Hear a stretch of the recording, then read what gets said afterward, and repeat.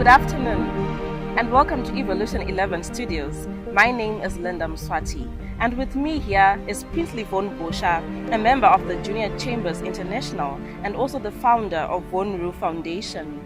And welcome, Prince Von Bosha. Thank you so much for having me today, Linda. It's a great honor to be on this show. And from what I've read out here, you have quite a profile. Can you tell me more on what motivated you to venture into community or citizen activism? Linda, I must firstly point out the fact that any claim while we are alive that we are successful people or we have achieved quite a lot is not only arrogant, but it is also misguided. Owing to the fact that what we appear to be doing, or what I appear to be doing now, is to be on the right path.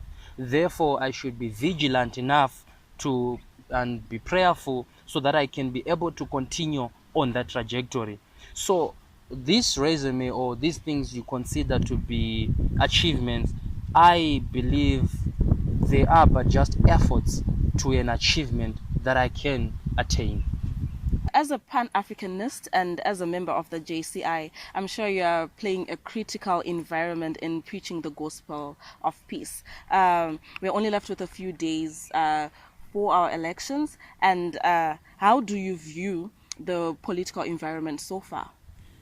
I believe, Linda, that one must be cognizant of the fact that, especially in the context of our nation, Zimbabwe, looking for instant coffee solutions to matters of peace will be far-fetched. It's a process to establish peace within our environment. You asked me whether the political environment has been sanitized, or is the level playing field at par? Mm-hmm. I would say that, of course, there have been efforts to ensure sanity prevails within the political playing field, but I can't confirm that we are where we ought to be. I believe we're still in the infant stages of sanitizing our political environment, and more can be done. Mm-hmm. Rather, more should be done to actually sanitize the political environment. So you mentioned something along we having a sanitized political environment and working towards one. What do you have to say about the bombing that took place recently in White City Stadium in Bulawayo? Like I said, we are taking efforts. These are seemingly little strides towards peace or towards sanitizing our environment.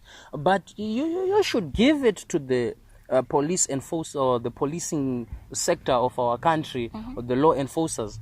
They are trying by all means. Of course, I believe you and me can attest to the fact that by now we would have loved to see a situation whereby people would have been prosecuted for that incident, mm-hmm. To send a message so that anyone else who might want to indulge in these violent activities might take a cue.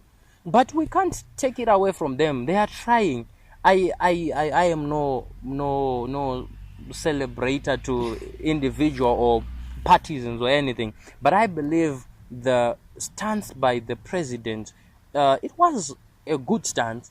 He did not dwell much on witch hunting, but rather he looked at the bigger picture, which was advocating for peace. Let us be peaceful. So I believe our policing sector should actually be vigilant to curb all these perpetrators of violence and everything, and make sure that they send the perpetrators of violence to prison without trial. We all know that we are at a period where political emotions are now very high, and we are towards the elections. How can we really work hard in order to safeguard peace? One of the men that I subscribe to so much, Mahatma Gandhi, once said that there is no other way to peace. Peace is the way. So I believe at a time like this, the electorate needs to be educated. There needs to be some sort of civic education whereby the electorate are educated on the aspects of peace. We need to be taught why peace matters. the politicians of the day and their political parties need to go the whole hog into emphasizing the need for peace. This is not the time for me and you, because we differ on political views, for us to be up in arms against each other. I believe now more than ever we need to realize and understand the fact that elections or political elections, they are just but a competition of ideas. They are not a matter of life and death. So we need to preach peace, we need to exercise love, we need to exercise the ghost of selfishness. Once we accept that no individual is entitled to ruling us, but we give a person a chance to lead us, then we will realize peace. Once we have politicians who are so matured in politics that they don't take it upon themselves that leading us is their mandate, their obligation, that if not by them or through them, our nation will never be saved, then we are steps towards peace. So we, both the politicians and the electorate, we all have a role to play. We must start as a family. We must take one another as a brother. Remember what bind us, what the thing that bind us is Africa, Ubuntu. It's the thing that defines us. So it is now the thing that we must employ. Remember, we are just days away from celebrating one of the world's icon, Nelson Mandela. And Nelson Mandela would have loved a situation whereby we have harmonized and peaceful elections in Zimbabwe. So we owe it to such iconic individuals for us not to put into jeopardy what they fought for, but actually to celebrate their lives and sacrifices through being peaceful, through creating a conducive environment that accommodates your political views and my political views. And after these elections, post-election period, we still can sit down together and enjoy a meal. Earlier on, you said we have a sanitized political environment. How can you say it is sanitized when recently we had a bomb and there were disabled people there? I understand. Remember what I'm saying.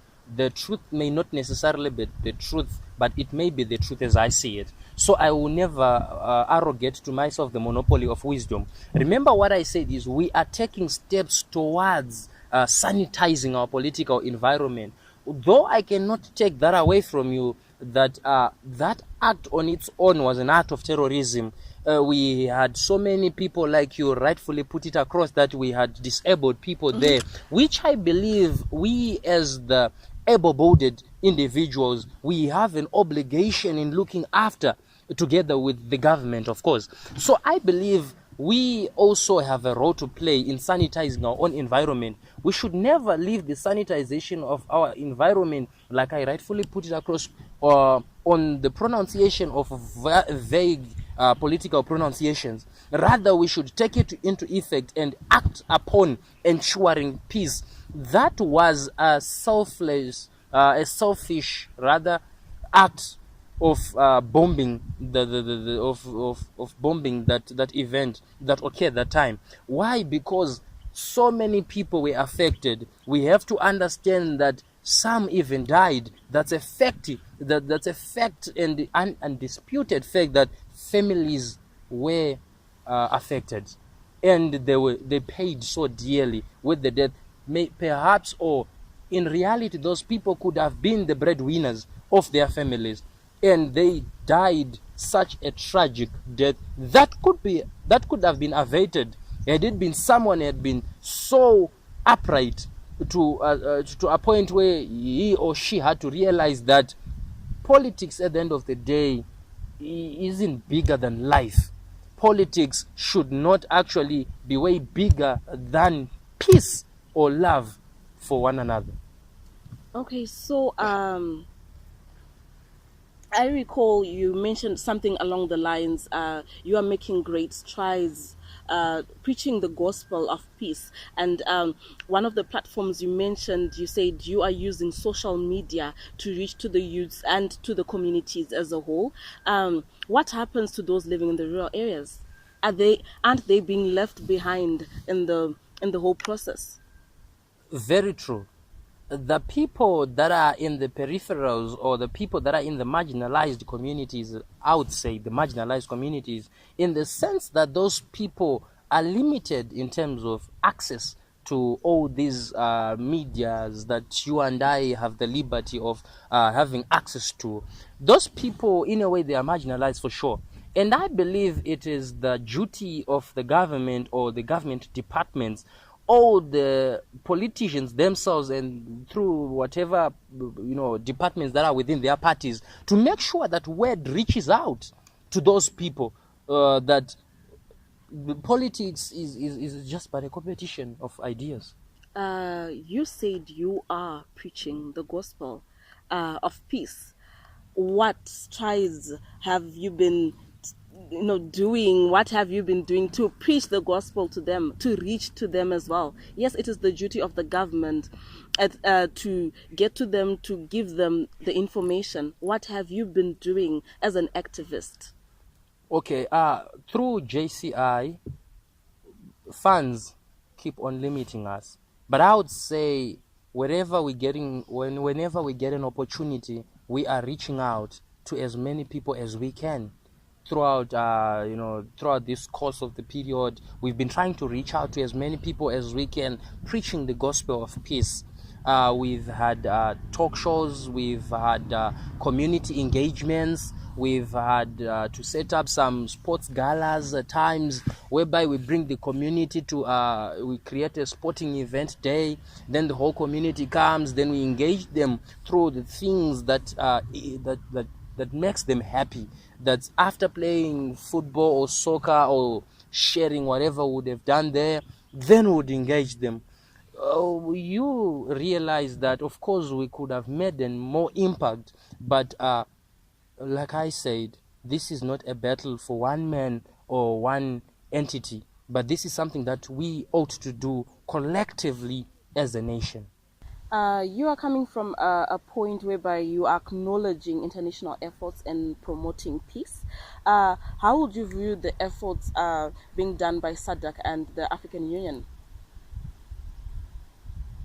To be honest with you, I would never bank on the African Union to be a major player in sanitizing our political environment.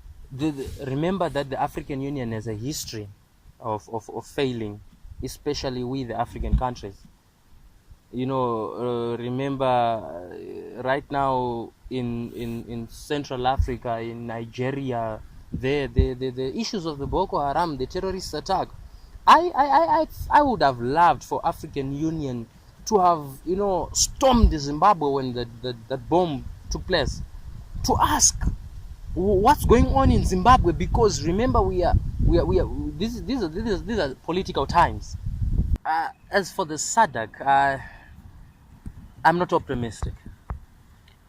Sorry to interject.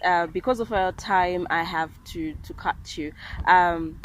So what will be your message to the electorate out there? My message to the people of Zimbabwe, to every progressive individual in Zimbabwe, is that we should consider one another before these political parties. We should understand that politicians, in the sense of politics, they are tools that are there to divide people.